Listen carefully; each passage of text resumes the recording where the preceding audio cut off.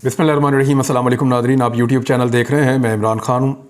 एक और audio leak हो गई है। इससे पहले भी ऑडियोज़ लीक होती रही हैं, वज़ीर-ए-आज़म हाउस की भी होती रही हैं। ऑडियोज़ रिकॉर्ड आप लोग तो जानते हैं कौन करता है। ये इख्तियार किसी और के पास तो होता नहीं है, ना इख्तियार होता है ना टेक्नोलॉजी होती है। ये स्टेट कर सकती है, रियासत कर सकती है, या रियासत के जो ताकतवर इदारे हैं वो कर सकते हैं, जो एजेंसीज़ हैं वो कर सकती हैं। तो वज़ीर-ए-आज़म हाउस की भी ऑडियोज़ रिकॉर्ड की गई, सदर पाकिस्तान की भी ऑडियोज़ रिकॉर्ड की गई, और साबिक़ वज़ीर-ए-आज़म की भी ऑडियोज़ रिकॉर्ड की गई। उससे जो पहले वाले वज़ीर-ए-आज़म थे उनकी भी ऑडियोज़ रिकॉर्ड की गई। मरीम नवाज़ साहिबा की बहुत सारी ऑडियोज़ जो हैं वो भी निकल के आई। अब तो जजेस की फैमिलीज़ वो भी महफूज नहीं हैं, उनकी भी ऑडियोज़ रिकॉर्ड की जा रही हैं। ऑडियोज़ रिकॉर्ड करने वालों की अपनी ऑडियो अगर कभी मंजर आम पे आ गई ना, तो आपको पता चल जाएगा कि कितनी इनकी मनहूस शक्लें और कितनी इनकी घिनौनी हरकतें हैं, और ये किस तरीके से इस मुल्क को एक लगातार मुसीबत के अंदर डाल रहे हैं। आपको पता चल जाएगा कि ये लोग कैसी कैसी गेमें डालते हैं बंद कमरों के अंदर, और कैसे मुल्क के मुस्तकबिल के फ़ैसले अवाम की उमंगों के ख़िलाफ़ करते हैं। उनकी अपनी ऑडियोज़ कभी मेरी ख्वाहिश है कभी बाहर आए और पता चले कि वो लोग ख़ुद क्या करते रहते हैं। बहरहाल ये ऑडियोज़ लेकर आना गैर कानूनी गैर इखलाकी हमेशा से होता है, और लेकिन जब ऑडियो किसी मुखालिफ की है तो बहुत अच्छा लगता है। पता चलता है कि जनाब ये चीज़ें एक्सपोज हो रही हैं। मरीम नवाज़ की बहुत सारी ऑडियोज़ आई, उनके ऊपर हमने प्रोग्राम्स भी किए, हम उस पर बात भी करते रहे। अभी एक आज फिर ऑडियो आई है, इसके ऊपर भी हम बात करेंगे। लेकिन बात यह है कि कंटेंट क्या है। पहले तो आप इसके ऊपर आ जाएं। यहाँ पे कंटेंट है दो ख़वातीन जो directly chief justice of Pakistan के साथ उनको जोड़ा जा रहा है। ये कोई इमीडिएट उनके घर के लोग नहीं हैं जो उनके घर रहते हों या उनके साथ। ये चीफ जस्टिस की फैमिली को भी अब नहीं बख्शा गया। उनकी ऑडियो को पहले रिकॉर्ड किया गया और उसके बाद बवक्त ज़रूरत उस ऑडियो को पब्लिक कर दिया गया। अपने आलाकार जो लोग हैं उनके ज़रिए से, अपने मोहरों के ज़रिए से उस ऑडियो को पब्लिक कर दिया गया। चीफ जस्टिस की सास से मंसूब ये ऑडियो है।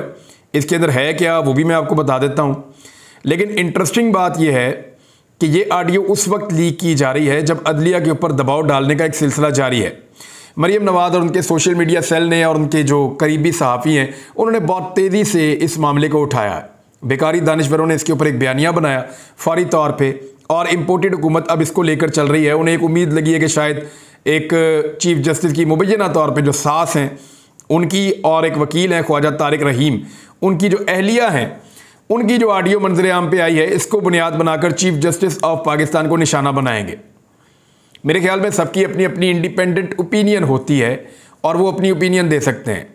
आप टेलीफोन पे या आमने सामने किसी के साथ कोई भी बात कर सकते हैं। यहाँ जमहूरियत है, आपका हक है। आप एक पॉलिटिकल पार्टी को पसंद करें या आप एक पॉलिटिकल पार्टी को पसंद ना करें, लेकिन जो जजेस हैं उन्होंने फैसला आइन और कानून के मुताबिक देना होता है, अपनी विजडम के मुताबिक देना होता है। वो इस बुनियाद पर फैसला नहीं दे सकते कि उनके फैमिली मेंबर्स क्या सोच रहे हैं। यानी यही खातून जो दो बात कर रही हैं, इनकी हमदर्दी बज़ाहिर लगती है कि इमरान खान के साथ है, या इनकी हमदर्दी पीडीएम के साथ तो बिल्कुल नहीं दिखाई दे रही। तो ये उस वक्त उमर अता बंदयाल साहब के ऊपर क्या कोई इन्फ्लुएंस कर पाई थी जिस वक्त उमर अता बंदयाल साहब ने कासिम सूरी की रूलिंग को गलत करार देते हुए साइफर को देखे बगैर इमरान खान साहब के खिलाफ फैसला दे दिया था, जिसके नतीजे में पीडीएम की सरकार बन गई थी। तो अगर तो इन्फ्लुएंस था तो उस वक्त भी होता, चाहे मुबैना सास का होता चाहे किसी और का होता। अगर एक इन्फ्लुएंस होता तो उस वक्त भी हो सकता था, लेकिन जो इन्फ्लुएंस उस वक्त नहीं था वो आज कैसे होगा, ये सवाल कैसे आप इसका जवाब कहाँ से लाएंगे। और दूसरी बात यह है कि चीफ जस्टिस ऑफ पाकिस्तान के समदी और समदन दोनों 2018 में मुस्लिम लीग नून के टिकट से एमएनए बने।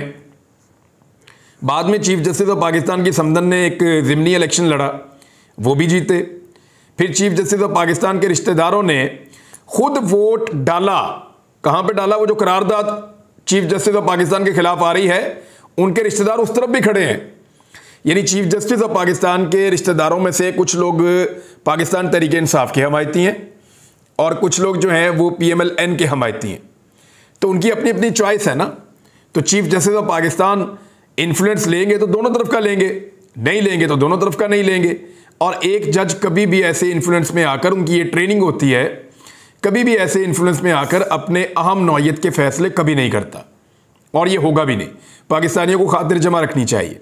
यानी कल इमरान खान साहब ये कहते, जब चीफ जस्टिस ऑफ पाकिस्तान ने कासिम सूरी वाला मामला किया था और उनकी रूलिंग को गलत करार दिया था साइफर को देखे बगैर। मैं ये कहता हूं कि रूलिंग को गलत करार देने का फैसला ठीक हो सकता है, लेकिन साइफर को देखे बगैर नहीं। जिस बुनियाद पर रूलिंग दी थी उस बुनियाद को देखा जाना बहुत ज़रूरी था। लेकिन जस्टिस उमर अता बंदयाल साहब ने और उनके साथी जो जजेस हैं, उन्होंने ऐसा लगता है कि वो नज़रिया ज़रूरत के तहत साइफर को देखा ही नहीं और एक फ़ैसला दे दिया। अब वो जो फैसला उस वक्त आ गया तो तब ये लोग क्या इर्रेलेवेंट हो गए थे? ये जिनके बारे में अब मरियम नवाज कह रही है कि सास कोर्ट, कि यानी सास का फ़ायदा हो रहा है या इसका हो रहा है या उसका हो रहा है, तो इर्रेलेवेंट हो गए थे। क्या उस वक्त इमरान खान साहब ये बयानियाँ नहीं बना सकते थे कि चीफ जस्टिस ऑफ पाकिस्तान के कुछ रिश्तेदार PMLN के मेंबर कौमी असम्बली हैं और उनकी ख्वाहिश के ऊपर चीफ जस्टिस ऑफ पाकिस्तान ने रिश्तेदारी पूरी करते हुए ये किया है? क्या नहीं कह सकते थे इमरान खान साहब? कह सकते थे। उस वक्त इमरान खान साहब भी ये बात कर सकते थे, लेकिन उन्होंने नहीं की। उन्हें इस बात का आइडिया था कि अदालत रिश्तेदारियों से मरगूब ऐसे नॉर्मली नहीं होती, ये कोई और ही चक्कर होते हैं, वो आप लोग सब समझते हैं कि कैसे होता है। बहरहाल ये दो खवातीन की निजी बातचीत है जिसमें वो ये कह रही हैं कि बहुत लाखों लोगों की दुआएं हैं, ये होना चाहिए, ये नहीं होना चाहिए, उनकी ख्वाहिशात हैं। लेकिन वो दोनों खवातीन ना तो जज हैं और ना वो जज की जगह पे फैसला कर सकती हैं। बिल्कुल उसी तरह जिस तरह PMLN के कुछ मेंबर कौमी असम्बली फैमिली जो है वो चीफ जस्टिस ऑफ पाकिस्तान के रिश्तेदार तो हैं, लेकिन ना तो वो जज हैं और ना वो जज के तौर पे फैसला कर सकते हैं। इमरान खान ने कभी इस तरह से अदालत पे कीचड़ नहीं उछाला इस नौयत का, जिस तरह का अभी PMLN उछाल रही है। इस एक नए मामले को भी वो इस्तेमाल कर रहे हैं। इससे एक दो चीज़ें पता चलती हैं। एक तो ये पता चलती है कि चीफ जस्टिस ऑफ पाकिस्तान और उनके जो रफ़का हैं या सुप्रीम कोर्ट ऑफ पाकिस्तान के जो मुअज़्ज़िज़ जज साहिबान हैं, उन्हें काबू करने में नाकाम रही है PDM या PMLN या उनके साथी या उनके सहूलतकार, वो नहीं कर पाए।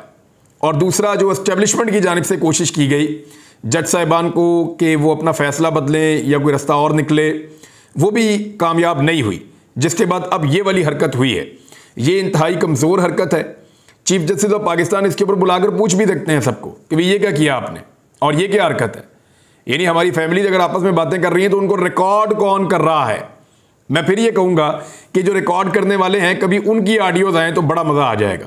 ज़बरदस्त किस्म की ऑडियोज़ आपको सुनने को मिलेंगी। आपको पता चलेगा कि ये पाकिस्तान के सियासतदानों को, पाकिस्तान की आवाम को और पाकिस्तान के आम लोगों को क्या समझते हैं, कीड़े मकोड़े समझते हैं। और ये समझते हैं कि सारा कंट्रोल इनके पास है, ये मुल्क इनकी जागीर है और ये जैसे चाहेंगे इस मुल्क को चलाएंगे। तो ये चीज़ें आपको पता चले अगर कभी वहाँ से भी ऑडियोज़ आएँ तो। बहरहाल सियासतदानों की, सहाफ़ियों की, बाकी लोगों की तो आती रहती हैं, सबको रिकॉर्ड करते हैं, टेप करते रहते हैं। हम लोग जब बात करते हैं टेलीफोन पे, हमें साफ पता होता है कि हमें रिकॉर्ड किया जा रहा है। हमें पता चलता है कि ना सिर्फ हमें रिकॉर्ड किया जा रहा है बल्कि बैठ के लोग सुन भी रहे हैं, इसके बावजूद परवाह नहीं होती। अब तो हम लोग नॉर्मल फ़ोन से बात करते हैं कि जो रिकॉर्ड करना है करो, सारा कुछ ऑन द रिकॉर्ड ही चल रहा है, ऑफ द रिकॉर्ड तो है ही कुछ नहीं। जनरल बाजवा ने, आज मैंने एक सहाफ़ी से और से भी बात की और मैंने कुछ अपने पेपर्स ढूंढे जिनके अंदर मैंने ये लिखा था।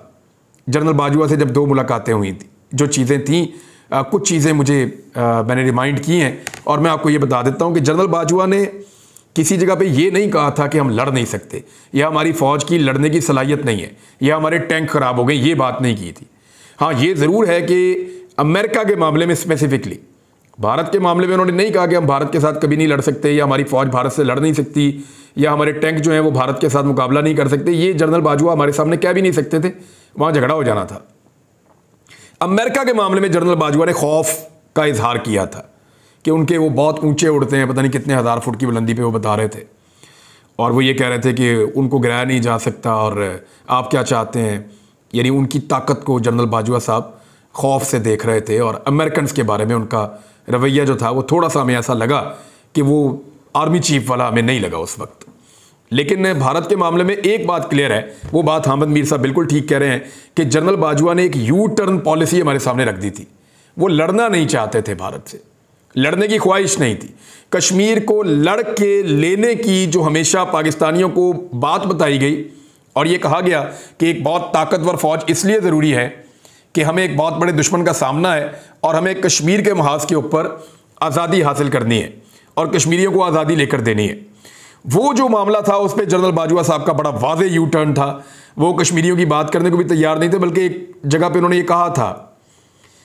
कहा था जनरल बाजवा साहब ने, मुझे याद है, बल्कि मैंने वो जुमला लिखा भी था कि हम लड़ के मकबूजा कश्मीर आज़ाद नहीं करवा सकते, और इसी तरह भारत भी लड़के ये जो हमारे पास है ये भी नहीं ले सकता। ये भी उन्होंने बात फिर लुकमा देते हुए कह दी थी। लेकिन ये जो लड़ने वाला ऑप्शन अगर पाकिस्तानियों के दिमाग में था तो वो बिल्कुल नहीं होना चाहिए, क्योंकि उस वक्त की जो एस्टेब्लिशमेंट थी जनरल बाजवा साहब की, वो ये सोच चुकी थी और ये कह चुकी थी। और इसके ऊपर मैंने प्रोग्राम किए हैं। अगर कोई ये कहता है ना कि हमने इसको रिपोर्ट नहीं किया, उसके बाद तो रोला पड़ा पाकिस्तान में। उन मुलाकातों के बाद हमने जाके इमरान खान साहब से पूछा, मैंने गवर्नमेंट से मुलाकातें की, इमरान खान साहब से मुलाकात की, बाकी लोगों से मुलाकातें की। उनसे मैंने पूछा कि आप मुझे बताएं कि आपकी गवर्नमेंट क्या वाकई कोई यू टर्न ले रही है? उन्होंने कहा जी बिल्कुल नहीं। दो चीज़ों के ऊपर मैं चाहता था कि मुझे पता चले और मैंने उस पर काम किया था। एक तरफ हमें जनरल बाजवा साहब की सोच का पता चला, एस्टेब्लिशमेंट की सोच का पता चला, तो दूसरी तरफ हमने उस वक्त की जो गवर्नमेंट है उसकी सोच का पता करवाया। और जब मैंने उनके साथ बात की, बार बार इंटरेक्शंस की, सवालात किए, तो मुझे पता चला कि इमरान खान साहब का ऐसा कोई इरादा नहीं है कि वो इसराइल को तस्लीम करने जा रहे हों या कश्मीरियों को फरामोश करके भारत के साथ प्यार की पींगें चढ़ाने जा रहे हों। तो इमरान खान साहब ये नहीं करना चाह रहे थे, बाजवा साहब ये करना चाह रहे थे, तो तसादुम यकीनी था। इस सूरत हाल को लेकर मैंने कुछ वीलॉग्स किए थे, जिनमें से एक मैंने आपको कल सुनवाया भी है। कोई अगर ये कहता है कि उस वक्त हम चुप थे तो बाकी सारे सहाफ़ी तो चुप होंगे, मैंने वो वीलॉग किया था, मैंने आपको सुनवाया भी है। और उसके बाद मुझे धमकी पता क्या दी गई थी कि आप रियासत के साथ खड़े हैं या नहीं खड़े। तो मैंने उसका जो जवाब दिया था वो ये दिया था कि कोई एक शख्स या कोई एक इदारा वो रियासत नहीं होता साहब। मैं अपनी रियासत के साथ हूँ, लेकिन मेरी रियासत ने जो मेरे साथ वादे किए हैं जब वो टूटते हैं तो दुख होता है। ये मैंने जवाब दिया था उस शख्स को जिसने मुझे फ़ोन किया था धमकाने के लिए। और वो शख्स इस बात का आज भी गवाह होगा। आज वो अपने ओहदे पे नहीं है, किसी और जगह चला गया है, लेकिन वो आज भी गवाह होगा। मैंने कहा था कि एक शख्स या एक इदारा वो कभी भी रियासत नहीं होता। मैं अपनी रियासत के साथ हूँ, लेकिन रियासत ने हमारे साथ जो वादे किए हैं वो वादे पूरे होने चाहिए। और ये सारा कुछ मैं इसलिए भुगत रहा था कि मैं इन चीज़ों को बता रहा था। हाँ, उस मुलाकात को हम रिपोर्ट नहीं कर सकते थे, ये तो अभी हामिद मीर साहब ने कर दिया तो मामला खुल गया, क्योंकि हमने वो मुलाकात करते हुए ऑफ द रिकॉर्ड उन्होंने कहा था ये आपकी कंजम्पशन के लिए है, हम सिर्फ आपको बताना चाहते हैं कि किस तरफ को मामला जा रहे हैं, ताकि आप जब डिबेट करें या एनालिसिस करें तो उसके ऊपर बात करें। और उसके बाद मैंने बारहा इसके ऊपर बात की। कश्मीर के मामले में बार बार कहता रहा कि इस वक्त पाकिस्तान की फौज को श्रीनगर में होना चाहिए था। बार बार मैंने कहा पाकिस्तान की फौज को इस वक्त श्रीनगर में होना चाहिए था। हमारे लोग वहां पे हमारा इंतजार कर रहे हैं। अल्लाह रब्बुल इज़्ज़त के बाद अगर उन लोगों को कोई आसरा है तो वो सिर्फ इस बात का है कि पाकिस्तान की फौज आएगी और आकर हमारी जान छुड़ाएगी इस फस्तायत से। ये बात मैं कहता रहा हूँ, ऑन एयर कहता रहा हूँ, और इसका खुमियाजा भी भुगतता रहा हूँ। तो नाज़रीन, रजीम चेंज ऑपरेशन हुआ क्यों था? अब आपको बहुत सारी चीज़ें क्लियर हो गई होंगी, और चीज़ें क्लियर होना बहुत ज़रूरी है। आने वाले दिनों में और हो जाएंगी। कुछ बाजवा साहब खोलेंगे, कुछ इमरान खान साहब खोलेंगे, कुछ और सहाफ़ी खोलेंगे। अभी हमारे कुछ और सहाफ़ी बोलेंगे भी और वो चीज़ें बताएंगे भी। रजीम चेंज ऑपरेशन की बड़ी वजह ये थी कि जो एस्टेब्लिशमेंट के, जो बाजवा एस्टेब्लिशमेंट थी, उसके जो प्लान्स थे, उनके रास्ते में इमरान खान साहब रुकावट बन गए थे और वो नहीं करना चाह रहे थे। लेकिन आपको मैं एक छोटा सा डाटा आपके सामने रखता हूँ, ज़रा आप गौर कीजिएगा। डाटा ये कहता है कि नेपाल के जो रिजर्व्स हैं वो इस वक्त 9.3 अरब डॉलर्स हैं। नेपाल, एक छोटा सा मुल्क नेपाल, भारत के ऊपर कोने पे लगा हुआ छोटा सा मुल्क नेपाल, 9.3 अरब डॉलर ये नेपाल के हैं। भारत के जो रिजर्व्स हैं वो 600 अरब डॉलर से ज़ायद, ऊपर नीचे होते रहते हैं, लेकिन 600 अरब डॉलर लगभग भारत के। फिर जो पाबंदियों के बावजूद ईरान के रिजर्व्स हैं, पाबंदियों के बावजूद कह रहा हूँ, वो 50 अरब डॉलर के आसपास हैं, और अगर पाबंदियां खत्म करें तो ये 100 अरब डॉलर से ज़ायद है। बांग्लादेश के रिजर्व जो हैं वो 40 अरब डॉलर के आसपास हैं और 50 अरब डॉलर तक पहुंच जाएंगे आने वाले कुछ सालों में, ये बाकायदा तखमीना लगाया गया है। कीनिया के रिजर्व जो हैं वो 6.5 अरब डॉलर अभी भी मौजूद हैं, कम होने के बावजूद उनको भी डिप लगा। और पाकिस्तान कहाँ खड़ा है? यानी इंडिया में, बांग्लादेश में, बाकी मुल्कों में उनकी करप्ट तरीन सियासतदानों ने, उनकी करप्ट तरीन हुकूमतों ने उनके रिजर्व्स को कहाँ पहुँचा दिया, और हमारे यहाँ पे हमारी ईमानदार तरीन एस्टेब्लिशमेंट ने हमारे रिजर्व्स को कहाँ पहुँचा दिया। ये सिर्फ एस्टेब्लिशमेंट का कमाल है। आपने जब दुआ देनी है पाकिस्तान की एस्टेब्लिशमेंट को देनी है और किसी को नहीं देनी। मौलाना फजलुर रहमान साहब ने मुज़ाकरात की दलील को फिर मुस्तरद कर दिया है। वो कहते हैं जी मुज़ाकरात करने ही नहीं, और मुज़ाकरात के अंदर वो जाना नहीं चाह रहे, और ये चीज़ें अब दिखाई दे रही हैं। राना सनाउल्लाह साहब भी यही कह रहे हैं, PMLN मुज़ाकरात से भाग रही है। अदलिया को मज़ीद मुतनाज़ करने का मकसद भी यही है कि मुज़ाकरात में ना जाना पड़े। क्या इससे चीफ जस्टिस ऑफ पाकिस्तान पर दबाव डाला जा सकता है? मुझे नहीं लगता कि चीफ जस्टिस इन छोटी बातों से दबाव में आएंगे, और ये चीज़ें ये बता रही हैं कि चीफ जस्टिस दबाव में नहीं आ रहे, तो इस किस्म के पैंतरे अब खेले जा रहे हैं। जिन लोगों ने चीफ जस्टिस ऑफ पाकिस्तान को कायल करने की कोशिश की, या जो बहुत ताकतवर लोग हैं, इसका मतलब है वो भी कामयाब नहीं हो रहे, और अब इस तरह के हथकंडे जो हैं उनको अपनाया जा रहा है। एक चीज़ और मैं आपको बता दूं, पाकिस्तान तहरीक इंसाफ को भी समझ आ गई है कि अब इलेक्शन में जाना पड़ेगा अदालती हुक्म के मुताबिक, और उन्होंने कल से अपनी इलेक्शन कैंपेन का आगाज़ करने का भी फैसला कर लिया है। और वो कैंपेन का आगाज़ कैसे करेंगे, आगे कैसे बढ़ेंगे, ये आने वाले दिनों में चीज़ें आपके सामने आती चली जाएंगी। कुछ तहफ़्फ़ुज़ात हैं लोगों के टिकट्स को लेकर, और लोगों ने एतराज़ात किए हैं। उनको इमरान खान साहब ने अपनी एक टीम बनाई हुई है, और वो खुद भी इस टीम को लीड कर रहे हैं। तो अच्छी बात यह है कि अगर कहीं पे कोई गलत टिकट उन्होंने दिए होंगे, या उनको इस बात का एहसास होगा, तो वो उनकी तस्हीह कर सकते हैं, और ये उनकी पॉलिटिकल पार्टी का इंटरनल मामला है। अगर वो ठीक टिकट्स देंगे तो उसका फ़ायदा उन्हें होगा, और अगर वो ठीक टिकट्स नहीं देंगे तो उसका नुकसान उनको और उनकी पॉलिटिकल पार्टी को होगा। तो नाज़रीन, अब तक के लिए इतना ही। अपना ख्याल रखिएगा, अपने इस चैनल का भी। अल्लाह हाफ़िज़।